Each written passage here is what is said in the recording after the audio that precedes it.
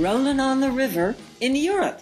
Today on Traveling, we're going to take you river cruising. I'm Elizabeth Harryman. And I'm Paul Lasley, and you're traveling with Paul Lasley and Elizabeth Harryman right here on the American Forces Radio Network and at ontravel.com. And, well, you can't mention a river without mentioning Gary Murphy and AmaWaterways. Now, Gary and his father are old guests. Old guests? I don't know. No. Frequent guests. I don't know if my father would appreciate you calling him. No. I better say frequent guests here. Famous guests. And famous. Long-time guests, but not old. Well, Gary, it's always a pleasure to have you and traveling with us and talking about river cruising. We had Teresa Masick on recently, and she was giving us sort of an overview of the incredible popularity of river cruising now. And you guys just launched a new ship or a new boat. We haven't figured that one out, have we? Is it a boat or a ship? We like to call them ships. They're very long boats or very small ships. But I always like, if you took all 12 of our ships and stacked them on top of each other, they still wouldn't be as large as the new gigantic ships that are plying the oceans right now. Well, and that is one of the differences between river cruising and other kinds of cruising. Gary Murphy, what are some other differences, and why do you think river cruising in particular has gained so much popularity recently? Well, it's Elizabeth, it's very interesting in that, we built our first ship in 2006.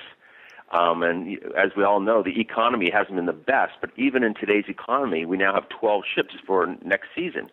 So it's grown exponentially, the demand for river cruising. And what it is people want the benefits of cruising, the ability to only unpack once, the ability to travel with people of like interests.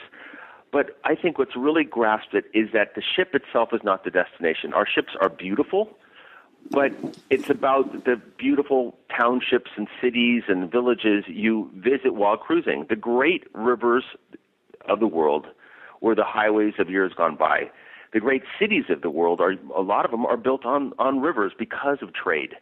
And because the ships dock on the river, downtown, they're in the most historic part of the city. If you can imagine, Cologne or Budapest or Vienna grew from the river, out from the river as the city grew. So the most historic parts of the city are on the river, and that's where the ships dock, and people can get off and on as easy as they like, and shore excursions are included in every port. So I think that's the draw, and people return and tell their friends, and they come back again. So we're lucky to be in the market.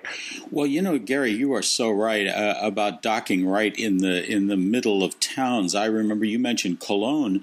My gosh, you tie up right there on the river, walk through the old part of the town, which is beautiful. There are restaurants along the river. There are all kinds of interesting things to see, and you can walk to the Cologne Cathedral, which is this amazing thing that took 200 or 300 years to build. What I like, Paul, also about Cologne, is that we dock, right next to that main bridge there. I can't remember the name of it, but we also go into the Kolsch Brewery. It's a special beer they only make in Cologne. It's a lager beer, and they serve it in these special small glasses, and it's chilled. And it's nice to, start your afternoon with one of those beers. And, Paul, Elizabeth, you should do this together. I just discovered that, have you ever walked up on that bridge? You'll see literally thousands of padlocks, keyed locks, all along the bridge. And if you look closely, yes, and I've been there probably 5 or 6 times, and I've never noticed it. It's a tradition in Cologne that when someone gets married or they want to renew their vows, they get a padlock. They say, Elizabeth and Paul, and they put it on the padlock. They lock it to the bridge and then throw the key in the river. Okay. And I thought, what a great little insight. I mean, next time I'm on a river cruise with my wife, I'm not going to tell her I'm going to do this, and I know that'll get me out of the bad books for a long, long time if I can remember to do that. Oh, well, I think she'll be probably very flattered. That explains those boats that we see down on the river with those frantic people looking for the keys in the river. Yeah, keys raining down on them. I'm not sure a padlock is the best image for a happy marriage. But hey, no, the river. But see, that's the things you can discover because you have, you get your introductory sightseeing tour, and we have a fast-paced sightseeing tour, we have a moderate, and we have a slow, depending upon the client's abilities. Sure. The slow will be in a coach. The fast will be, be with a walking and a guide. The fast one will go up, visit the castle on the hill. The slow one will take a bus up to the castle on the hill. And what's also nice is all along the Rhine and Danube. All along the Rhine and Danube, there are bike paths, and they're separate from the highway. So when you're going through the Wachau Valley, the only way to see some of those areas is either on a ship, a train, or on a bike, because the road does not go through that along the river there. And we have 30 to 35 touring bikes on board, and people now are getting off early in the morning, riding ahead of the ship with a guide, and meeting the ship later downriver. And it's just booming with popularity right now. Well, that really sounds like fun, and you get some good exercise that way too. Well, if you've dined on board, we're not short on distributing calories. It's a nice way to burn some off. Well, but I assume that you don't allow people to ride the bikes while going on the wine cruise.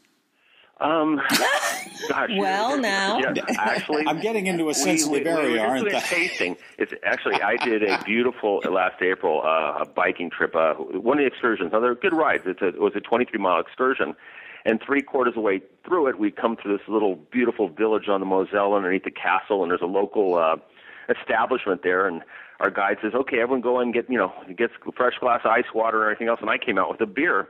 And he says, "Well, are you okay with that?" And the next thing you know, all 23 riders came out with beers, and then finally our guide had one too. But we only had another couple miles to go, so it was accepted. Your kind of touring is interesting. You go to that wonderful little beer brewery in Cologne, and then you go up the Mosel and have more beer. And do you ever drink wine? Oh, well, we have these wine cruises in November. And they're spectacular. It's our second year doing them.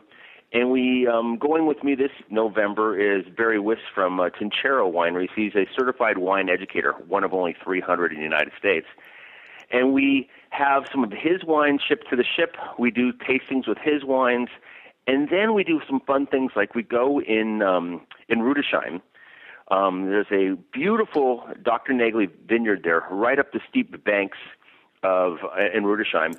And we do a wine tasting with Rudolph, the winemaker, and we taste some of his wines. We go into a cellar that's over 300 years old. So we have some of those aspects. And what's nice about the wine cruises, and we have 6 of them this November, is that you get all of the sightseeing you usually get on a program, but with a wine influence added to it. And you don't have to drive. Which is you don't have to drive. So you can stop. No, I won't go there. I'm sure your passengers on AmaWaterways are extremely well behaved, but I'm not sure I'd want to be on that bike path after about the 3rd winery. Well, again, we have a guide with us, and joking aside, we all take that very seriously. I know that. We have helmets and everything else, but what's nice is, if you do a wine tasting, we're just doing a tasting. If someone on the ship, wine's included with dinner, and we serve, as much wine as the clients like, as long as they behave themselves, including the beer. But the real aspect is, we have 5-course dinners. We have beautiful full-menued breakfast and buffet breakfast, buffet lunches and full-menued lunches. So people come away with a feeling, got an excellent value, and they saw parts of Europe that many means of modes of transportation have forgotten. The highways now, they don't go through these little areas. They go on the other side of the mountain.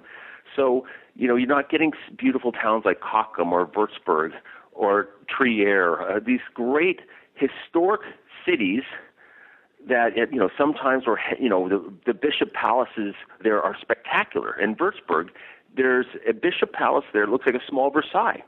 And so we get a sightseeing tour of the palace. And then after dinner, we go back into the palace, and in there, it was one of the largest wine cellars in the world. It's over 110 feet in length, and we do a Franconian wine tasting in there after dinner, and we illuminate the cellar with over 1,000 candles. It's one of those iconic experiences. But you won't see that on any bus tour or anywhere other tour because it's not easy to get into Würzburg. It's off the modern highway, but it's great. You walk from the ship to the palace. Well, we're talking with Gary Murphy of AmaWaterways about the glories of river cruising, which indeed is a glorious experience. And, you know, one of the things that we should emphasize, too, Gary, is that you're doing all these amazing events and providing these experiences for people, but it's got to be the most relaxed and easy way of traveling through Europe that we've ever found. I mean, the fact is it combines all the conveniences of cruising and being on modern boats or ships, and yet you've got this incredible convenience where you just tie up and go have these experiences. I mean, it's a totally unique vacation experience, I think. You know, the ships are we call them the Sensational Six. The first six we built starting in 2006, they are 148 passengers, 360 feet long, 38 feet wide, and they're built that width because of the requirements of the locks. Now, they've allowed us now to go longer, so we're now up to 430 feet, and we go with 182 passengers. So we only added a little, like seven cabins, but we added another 80 feet in length. So, you know, we have dual balconies, we have free wireless on board, we have a computer in every cabin with free access to the internet. Like I said, all your sightseeing's included in every port, beautiful meals. So people, you know, the savvy traveler, the people that have gone on the big ocean-going vessels and they want some of those benefits but be able to see Central Europe, river cruising is an excellent way of doing it.